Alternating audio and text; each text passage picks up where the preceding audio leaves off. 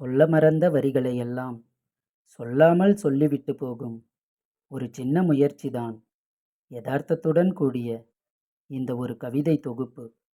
இவன் செந்தில்குமார். காதல் பழகு.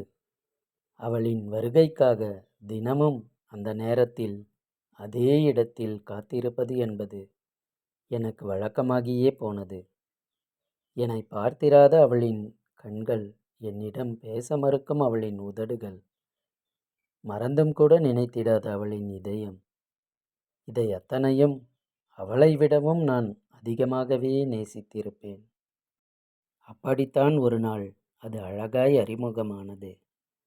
உதட்டுச் சாயம் பூசியபடி பச்சை கலந்த சாம்பல் நிறத் தாவணியில் படபடத்து பக்கத்தில் வருவதுமாய் போவதுமாய் பறவை ஒன்று.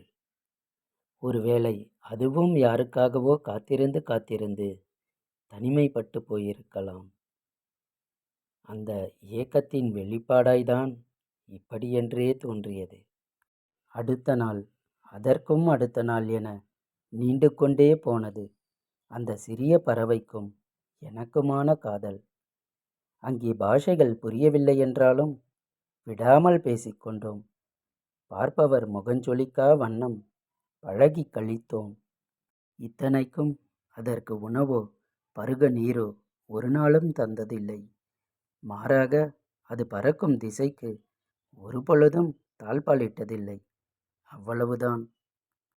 முடிந்தவரை என்னை மகிழ்வித்தே சென்றது. ஒருவேளை அது பெண்பாலாய் இருக்கலாம். ஏனென்றால் எதிர்பாலுக்குத்தானே ஈர்ப்பு அதிகம்.